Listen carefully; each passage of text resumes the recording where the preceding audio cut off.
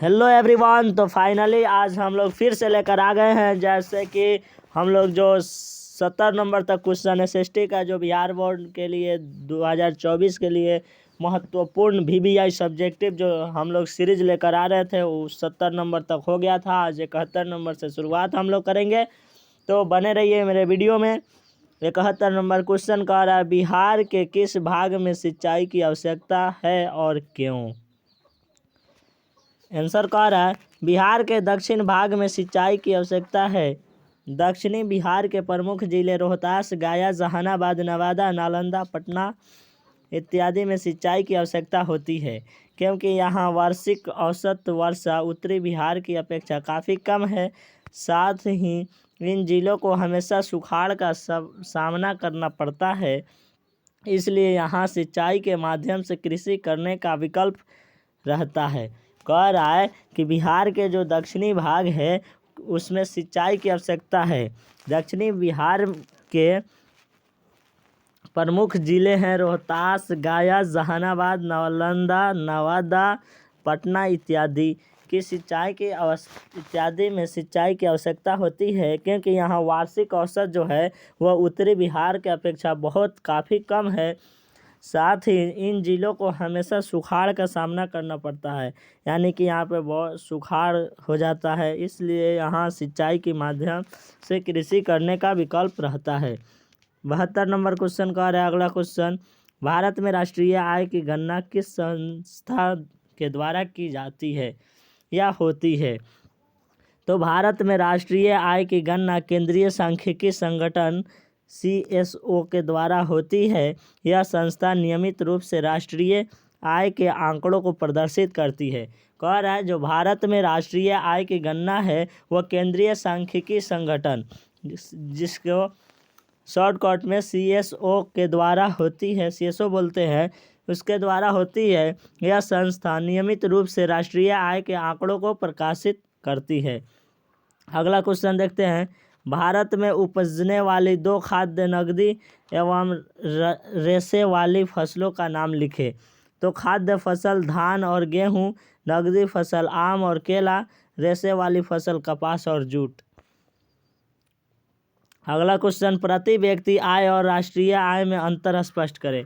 तो प्रति व्यक्ति आय और राष्ट्रीय आय में निम्नलिखित अंतर है। एक और प्रति व्यक्ति आय, दूसरा और राष्ट्रीय आय। प्रति व्यक्ति आय का संबंध औसत आय से है, लेकिन राष्ट्रीय आय का संबंध देश के कुल आय से होता है। प्रति व्यक्ति आय से देश के औसत आय का पता लगाया जाता है, लेकिन राष्ट्रीय आय से देश के कुल आय का पता लगाया जाता है। तीसरा कह रहा है, किसी देश की राष्ट्रीय आय में उस देश के कुल जनसंख्या से भाग देते हैं तो हमें प्रति व्यक्ति आय प्राप्त होता है, लेकिन राष्ट्रीय आय उत्पादन के साधनों द्वारा एक वर्ष में उत्पादन किए गए प्रत्येक पदार्थ एवं सेवा की वास्तविक मात्रा राष्ट्रीय आय कहलाती है। अगला क्वेश्चन हम लोग देखते हैं, बिहार के पिछड़ेपन के कारण। आंसर है, बिहार के पिछड़ेपन के निम्न कारण है। 1 नंबर में कह रहा है, तेज़ी से बढ़ती हुई जनसंख्या। देखिए जो बिहार है वहाँ पे इतना जनसंख्या बढ़ रहा है, जिस कारण से बिहार अभी पिछड़ापन है, पिछड़ा हुआ राज्य है। दूसरा है आधारिक संरचना का अभाव। तीसरा कृषि पर निर्भरता। चौथा बाढ़ तथा सूखा से क्षति, जैसे कि इस साल सूखा पूरा पड़ गया, इधर धान उन कुछ नहीं हुआ है। पांचवा औद्योगिक पिछड़ापन और छठा खराब विधि व्यवस्था। अगला क्वेश्चन देखते हैं, शुद्ध राष्ट्रीय उत्पाद में कृषि का योगदान की चर्चा कीजिए। कह रहा है हमारा देश एक कृषि प्रधान देश है। यहाँ की जनसंख्या का 2/3 भाग अपनी आजीविका के लिए कृषि पर आधारित है। यहाँ की कृषि मानसून है। यहाँ सिंचाई का बहुत अधिक विकास नहीं हुआ है, अतः यहाँ की मात्रा का कृषि पर बहुत प्रभाव पड़ता है। यहाँ की शुद्ध राष्ट्रीय आय में 24% आय कृषि से प्राप्त होती है। कह रहा है जो हमारा देश है वह एक कृषि प्रधान देश है। यहाँ की जनसंख्या का 2/3 भाग अपनी आजीविका के लिए कृषि पर आधारित है, यानी कि अपना जीवन पार्जन करने के लिए कृषि पर लोग आधारित हैं यहाँ के लोग। यहाँ की कृषि मानसून है। यहाँ सिंचाई का बहुत अधिक विकास नहीं हुआ है, अतः यहाँ की मात्रा का कृषि पर बहुत प्रभाव पड़ता है। यहाँ की शुद्ध राष्ट्रीय आय में 24% आय कृषि से प्राप्त होती है। अगला क्वेश्चन देखते हैं, व्यावसायिक बैंक के कार्य कौन कौन से हैं। तो व्यावसायिक बैंक के कार्य निम्नलिखित है। 1 नंबर में जमा राशि को स्वीकार करना, दूसरा ऋण प्रदान करना यानी कि कर्ज देना, लोन देना, तीसरा सामान्य उपयोगिता संबंधी कार्य करना, चौथा है एजेंसी संबंधी कार्य। देखिए अगला क्वेश्चन, नगर निगम के प्रमुख कार्य को लिखे। तो नगर निगम के प्रमुख कार्य निम्नलिखित है। 1 नंबर में कह रहा है कूड़ा करकट तथा गंदगी की सफाई करना, दूसरा पीने के पानी का प्रबंध करना, तीसरा है नगर क्षेत्र के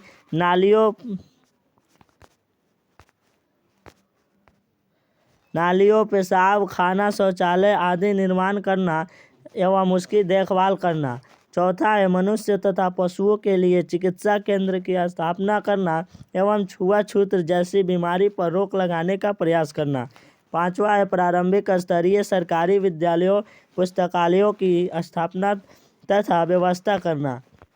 अगला क्वेश्चन है, प्रदूषण फैलाने वाले 5 मुख्य उद्योग कौन कौन से हैं। तो प्रदूषण फैलाने वाले 5 मुख्य उद्योग निम्नलिखित है।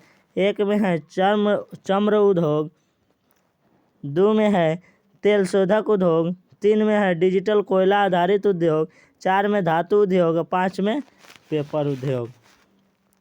अगला और लास्ट क्वेश्चन देखते हैं 80 नंबर, जो मंदी का असर भारत में क्या पड़ा। तो भारत का आधारभूत संरचना कमजोर होने के बावजूद भी वर्तमान मंदी का असर कम पड़ा, क्योंकि यहाँ की पूंजी बाजार काफ़ी मजबूत अवस्था में है।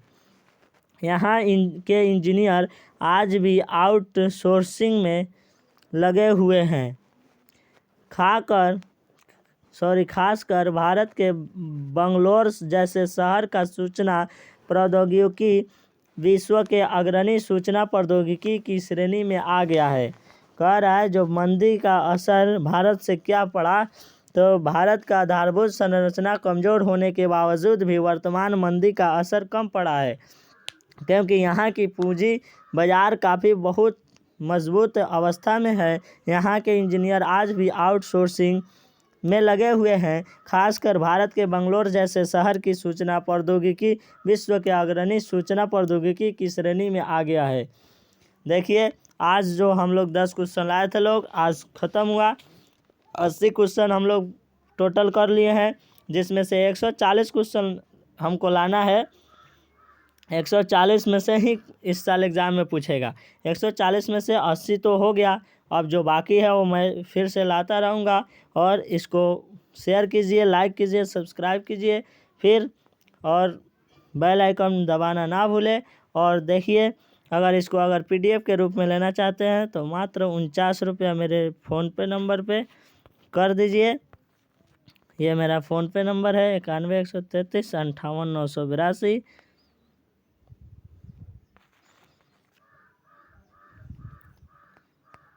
982। अगर आप फ़ोनपे पेटीएम नहीं चलाते हैं तो अपने भैया से या किसी से भी फ़ोनपे करवा सकते हैं। तो ये सब PDF आपके व्हाट्सएप में चला जाएगा। और इस ग्रुप का ख़ास बात यह है जो एग्ज़ाम से आधा घंटा पहले यानी कि 30 मिनट पहले आपके व्हाट्सएप ग्रुप में कुछ भेजा जाएगा। तो फिर कल मिलते हैं इसी फुल जोश और फुल एनर्जी के साथ।